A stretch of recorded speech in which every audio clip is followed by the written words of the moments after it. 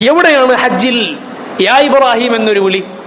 ഇബ്രാഹിം നബി അലൈഹി സ്വലാത്തു വസ്സലാമിന്റെ സുന്നത്താണ്, അവിടുന്ന് പഠിപ്പിച്ച, അള്ളാഹു അവിടുത്തോട് കൽപ്പിച്ച കാര്യമാണ് ഹജ്ജിന് ജനങ്ങളെ വിളിക്കാൻ. ഇബ്രാഹിം നബി അലൈഹി സ്വലാത്തു വസ്സലാമിനെ ഓർക്കാതെ ഒരാൾക്ക് ഹജ്ജ് ചെയ്യാൻ കഴിയില്ല. എന്നിട്ടും ആ ഹജ്ജിൽ എവിടെയെങ്കിലും ഏതെങ്കിലും ഒരു സന്ദർഭത്തിൽ കഅബയുടെ അടുത്തോ മിനായിലോ മുസ്ദലിഫയിലോ എവിടെയെങ്കിലും യാ ഇബ്രാഹിം എന്നൊരു വിളി, യാ ഹാജർ എന്നൊരു വിളി, സഫാ മർവക്കടയിലെങ്കിലും ഒന്ന് വിളിച്ചുകൂടെ? എവിടെയെങ്കിലും അല്ലാഹുവിന്റെ റസൂൽ സല്ലല്ലാഹു അലൈഹി വസല്ലം ഹാജറിനെ വിളിച്ചിട്ടുണ്ടോ? ഒന്നാലോചിച്ച് നോക്കൂ സഹോദരങ്ങളെ. തൽബിയത്തിനെ കുറിച്ച് ചിന്തിച്ചു നോക്കൂ. എന്താണ്, ആരെയാണ് നമ്മൾ വിളിക്കുന്നത്? ലബ്ബൈക അല്ലാഹുമ്മ ലബ്ബൈക ലബ്ബൈക ലാ ശരീക ലക ലബ്ബൈക. അല്ലാഹുവേ, നിന്റെ വിളിക്കുത്തരം നൽകി ഞങ്ങൾ ഇതാ വന്നിരിക്കുന്നു. റബ്ബേ, നിന്റെ വിളിക്കുത്തരം നൽകി ഞങ്ങൾ ഇതാ വന്നിരിക്കുന്നു. നിനക്ക് യാതൊരു പങ്കുകാരനുമില്ല റബ്ബേ എന്നാണ് തൽബിയത്തിൽ പറയുന്നത്. പക്ഷേ ഹജ്ജിൽ ഷിർക്കിന് തെളിവ് പരതുന്ന ആളുകൾക്ക് ചില മുൻഗാമികളുണ്ട്. അതാരാണ്? ഇതാ ഇമാം മുസ്ലിമിന്റെ സഹീഹിൽ കാണാം. അബൂജഹലും ഉത്ബത്തും ശൈബത്തും ഒക്കെ അടങ്ങുന്ന മക്കയിലെ മുശ്രിക്കുകളുടെ ഹജ്ജ്. ആ ഖൗമിന് ഹജ്ജ് ഉണ്ടായിരുന്നു. ഇബ്രാഹിം നബി അലൈഹി സ്വലാത്തു വസ്സലാമിൽ നിന്ന് പകർന്നു കിട്ടിയ, എന്നാൽ പിശാച് അവരെ കൊണ്ട് പല കളിയും കളിപ്പിച്ച ഹജ്ജ്. അവർ തൽബിയത്ത് ചൊല്ലിയിരുന്നു, ലബ്ബൈക അല്ലാഹുമ്മ ലബ്ബൈക ലബ്ബൈക ലാ ശരീക ലക ലബ്ബൈക ഇല്ലാ ശരീകൻ ഹുവ ലക തംലികുഹു വമാ മലക. അല്ലാഹുവേ, നിനക്ക് ഒരു പങ്കുകാരനുമില്ല, ഒരു പങ്കുകാരൻ ഒഴികെ. എന്നാൽ ആ പങ്കുകാരൻ റബ്ബേ നിന്റെ ഉടമസ്ഥതയിലാണ്, നിന്റെ കീഴിലാണ്. ആ പങ്കുകാരന്റെ കയ്യിൽ എന്തൊക്കെ ഉണ്ടോ അതെല്ലാം റബ്ബേ നിന്റേതാണ്. നമ്മൾ രണ്ട് അല്ലാഹു ഉണ്ട് എന്ന് പറയുന്നില്ല.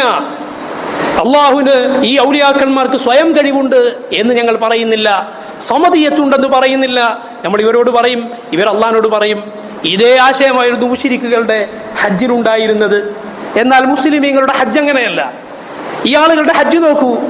ഈ മുസ്ലിയാക്കന്മാർ ജനങ്ങളെ പഠിപ്പിക്കുന്ന ഹജ്ജ് എന്താണ്?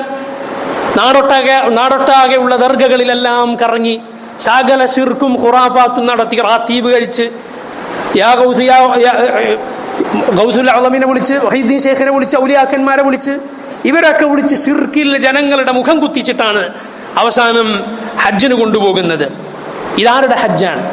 റസൂലുള്ളാഹി സ്വല്ലല്ലാഹു അലൈഹി വസല്ലം അതാ മക്കയിൽ അവിടത്തേക്ക് ഭരണം കിട്ടിയപ്പോൾ കഅബക്കകത്തുണ്ടാക്കി വെച്ച ഇബ്രാഹിം നബിയുടെയും ഇസ്മായിൽ നബിയുടെയും ബിംബം എടുത്ത് പുറത്തിടാൻ നബി സല്ലല്ലാഹു അലൈഹി വസല്ലം കൽപ്പിക്കുന്നു.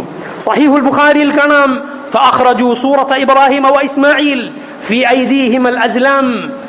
ഇബ്രാഹിമിന്റെയും ഇസ്മായിൽ നബിയുടെയും അലൈഹിം അസ്സലാത്തു വസ്സലാം രൂപം എടുത്തു പുറത്തിട്ടു, വിഗ്രഹം പുറത്തിട്ടു. അവരുടെ കൈകളിൽ അതാ മുശ്രിക്കുകൾ വെച്ചു കൊടുത്തിരിക്കുന്നു. ആ ബിംബങ്ങളുടെ കൈകളിൽ അൽ അസ്ലാം, പ്രശ്നക്കോലുകൾ, ഭാഗ്യപരീക്ഷണത്തിന് അവർ എടുത്തിരുന്ന കോലുകൾ. ഇത് കണ്ടപ്പോൾ നബി സല്ലല്ലാഹു അലൈഹി വസല്ലം പറഞ്ഞു, ഖാതലഹുല്ലാഹ്, അല്ലാഹു അവരെ നശിപ്പിക്കട്ടെ.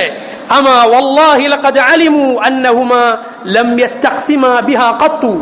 അല്ലാഹുവാണ്, അവർക്കറിയാം ഈ പ്രശ്നക്കോലുകൾ വെച്ചുള്ള ഷിർക്കിന്റെ ഭാഗ്യപരീക്ഷണമൊന്നും ഒരിക്കലും ഇബ്രാഹിം നബിയോ ഇസ്മായിൽ നബിയോ നടത്തിയിട്ടില്ലെന്ന് അവർക്കറിയാം.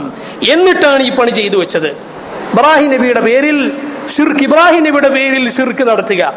ഏതുപോലെ ഇപ്പൊ ഇതാ ഹജ്ജിന്റെ പേരിൽ ഷിർക്കിന് തെളിവുണ്ടാക്കുക എന്നതുപോലെ ഖബറുകളെ, നാടൊട്ടാകെ കാണുന്ന ഖബറുകളെ ബിംബങ്ങളെ പോലെ ആക്കുകയും ആ ഖബറുകളെ ഖബറാളുകളെ വിളിച്ചു തേടുകയും ചെയ്തവർ യഥാർത്ഥത്തിൽ ആരുടെ പാരമ്പര്യമാണ് പിൻപറ്റുന്നത്?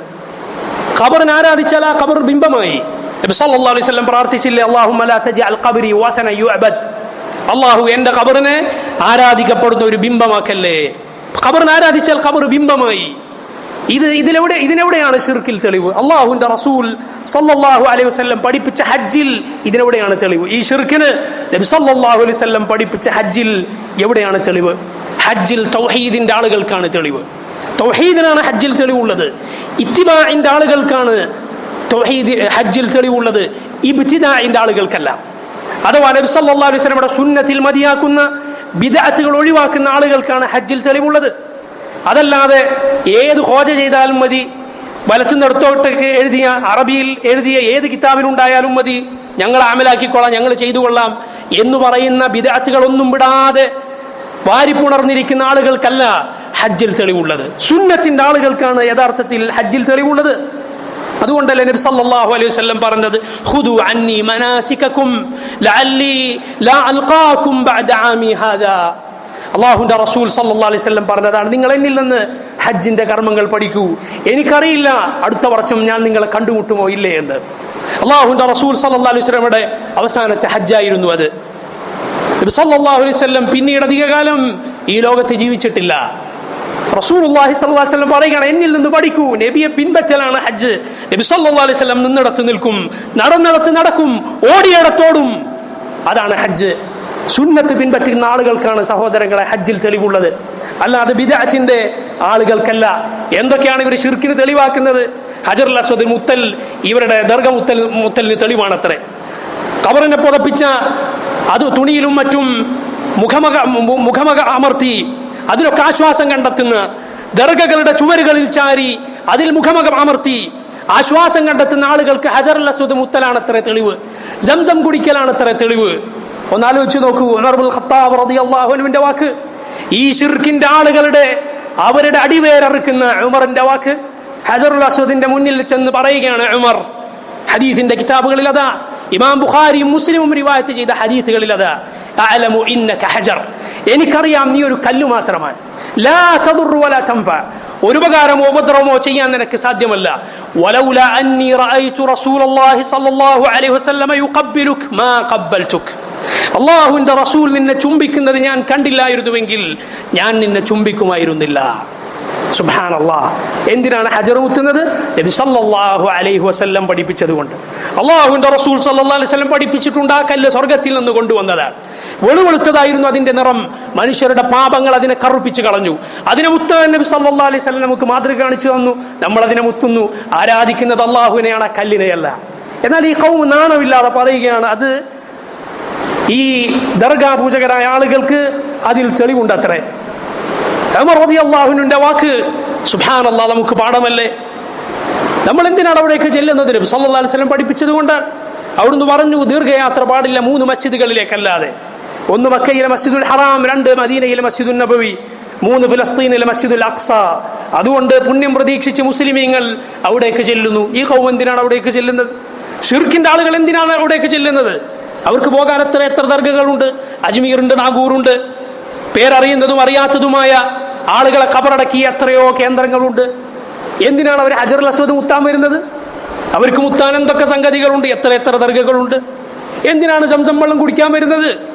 ഇവിടെ കണ്ണൂരിലുള്ളവർക്ക് ബസ് പിടിച്ചു പോയാൽ എത്തുന്ന ഊതി കൊടുക്കുന്ന വെള്ളമുണ്ടല്ലോ, സ്വന്തം അടുപ്പക്കാർ പോലും സാഹിറുകൾ എന്ന് വിളിച്ച മുസ്ലിയാക്കന്മാർ ഊതി കൊടുക്കുന്ന വെള്ളമില്ല. എന്തിനാണ് സംസം കുടിക്കുന്നത്? മുസ്ലിമീങ്ങൾ കുടിക്കുന്നത് നബി സല്ലല്ലാഹു അലൈഹി വസല്ലം പറഞ്ഞിട്ടുണ്ട്, മാഉ സംസം ലിമാ ശുരിബ ലഹ്, സംസം അത് കുടിക്കുന്ന എന്തിനു വേണ്ടി കുടിച്ചോ അതിനു വേണ്ടി ഉള്ളതാണ്. അതിൽ തആമു തുഅമിൻ വശിഫാഉ സഖ്മിൻ, ഭക്ഷണം വേണ്ടവർക്ക് ഭക്ഷണമുണ്ട്, ഭക്ഷണം കഴിച്ചതുപോലെയാണ്, വയറ് നിറയും. അതുപോലെ രോഗത്തിന് ശമനമുണ്ട് സംസമിൽ. അല്ലാഹു സുബ്ഹാനഹു വ തആല ബറക്കത്ത് അതിൽ നൽകിയിട്ടുണ്ട്. ഇങ്ങനെ തൗഹീദിന്റെ സുന്നത്തിന്റെ ആളുകൾക്കാണ് യഥാർത്ഥത്തിൽ സഹോദരങ്ങളെ ഹജ്ജിൽ തെളിവുള്ളത്.